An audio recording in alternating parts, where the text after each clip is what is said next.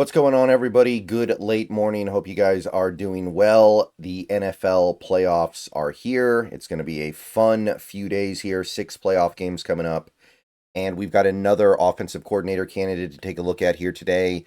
This is one that a lot of people talk about, a lot of people are aware of. This guy gets a lot of buzz. Although at this point, I'm not so sure that he should. This was a guy who everyone said needs to get his opportunity for years and years and years under Andy Reid, where he really didn't do too much more than hold a clipboard. People said it's time for this guy to get his opportunity, and it hasn't gone the way he would have liked over the last couple years. We're talking about Eric Bieniemy, and the fans, NFL fans, football fans, are very interested in this guy. I don't get the sense that NFL teams and general managers and coaches, head coaches, are that interested. I think that there is an understanding that there's not much that he can do, that there's not much that he's capable of separated from Andy Reid. This is an Andy Reid guy, spent many, many years of his coaching career under Andy Reid, and people said for years, got to give him a chance. Last 2 years, he's gotten the chance, and you haven't seen results. Not really, anyway. But let's talk about him nevertheless. It's at least a name worth processing. I would just say that not much is going to happen here, and I think at this point, it's probably deserved. So he's 55 years old. Now, that doesn't really matter in this context. We don't really care about his age that much. What we do care about is his stint as the assistant head coach and offensive coordinator at UCLA, coaching the Bruins, which is where he was in 2024. This was an opportunity for him to call plays, and you can't say it went well. As an assistant head coach, you look at the results of the team. They went 5-7, no bowl game, and they had one of the worst scoring offenses in football. All of college football, 18.4 points per game, 126th ranked in the country. I think they only rank 130 teams or so. So that is right near the bottom of the barrel. That is basically bottom of the barrel. You cannot get much worse than that. I will say that EPA is much more friendly to the UCLA offense, 0.047 positive per play, which is about 50 seconds. So that's actually upper half. Very rare you see a team do well in EPA per play to that degree and then fail to score. So that could indicate a few different things. Maybe that the PPG is a little out of context, but this is college football, by the way. We're not even talking about NFL stuff. Let's go back a year and start talking about some of the NFL stuff. Spent a year in the Washington offense, the Commanders, as the assistant head coach and coordinator, 2023. And the Commanders were, I think we know what they were in 2023. They were one of the worst teams in the league. They won 4 games, and they had a very bad offense. 19.4 points per game, negative 0.084 EPA per play, both 25th in the league. And that offense was most associated with having a young, not super talented quarterback in Sam Howell and trying to make him do everything. And Sam Howell led the league in, I believe, interceptions and sacks taken. And the offense wasn't even good. Now, obviously, the Washington Commanders made an upgraded quarterback in the offseason, but they had one of the best offenses in the league this most recent season. Moving on to Cliff Kingsbury and also maintaining, for the most part, the players on that offense that were not Jaden Daniels, right? Like, they kept mostly the same receivers, similar offensive line. So I don't know if you can sit here and say that, oh, it was just Jaden Daniels. No, it seems like Bieniemy was doing something not so great. Okay, so we have to go back another year to find the stuff that is actually good in Bieniemy's resume. And it is good. He was the offensive coordinator for the Chiefs for 5 years from 2018 to 2022. So basically, the first 5 years of Patrick Mahomes starting at quarterback for the Chiefs. And every year that offense was very good. They were at least top 6 in points per game. They were first in the league in points per game twice, including 2018 when they averaged over 35 points a game, which is something that does not happen most years in the NFL. They were top 3 in EPA per play every year. They were first twice, second twice, and third once.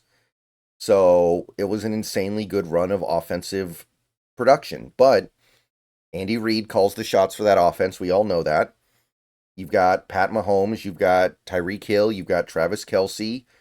It's hard to not have a high level of success.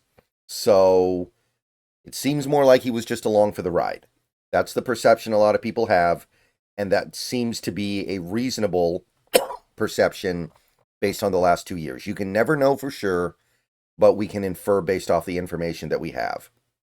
So that's good. Not denying that, but we have more data since then. We do. And the data has been less than encouraging. Now, in the 5 years before being the offensive coordinator in Kansas City, he was the running back coach and had some good results.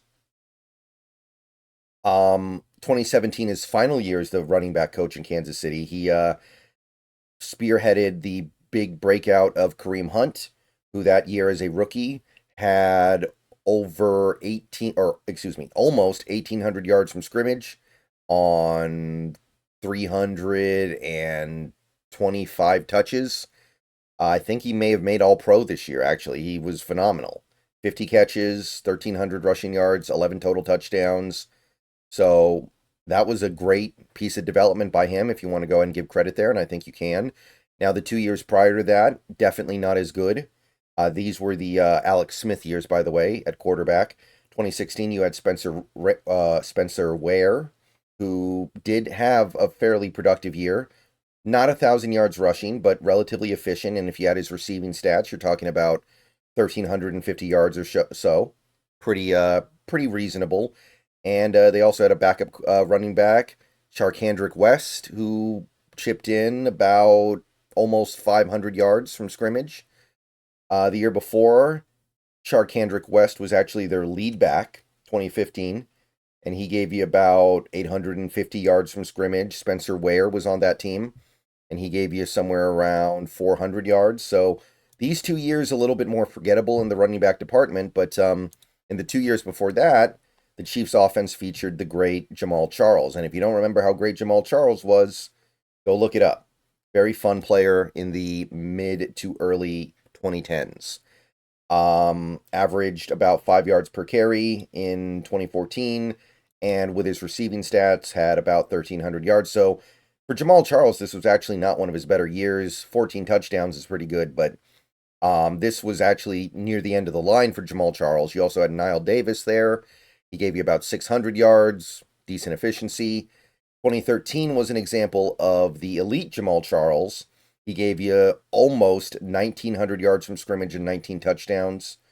And then you had Knile Davis chipping in with about 300 yards from scrimmage. So Jamal Charles was great before Eric Bieniemy worked with him, admittedly, but did some good work here. And the Kareem Hunt thing, you got to give him some real credit there.